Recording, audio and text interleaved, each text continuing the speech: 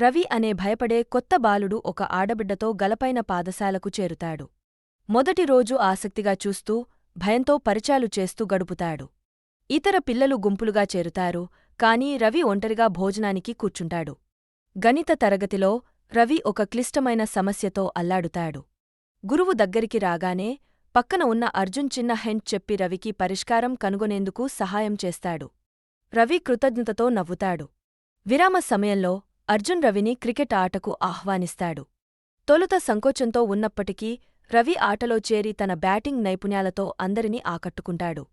గుంపు అతడిని ప్రశంసిస్తుంది, అర్జున్ అతడి భుజంపై తట్టడతాడు. కొద్ది రోజులకు అర్జున్ తన ప్రాజెక్ట్ సామగ్రిని మర్చిపోతాడు. రవి ఇది గమనించి తన సామగ్రిని పంచుకుంటాడు.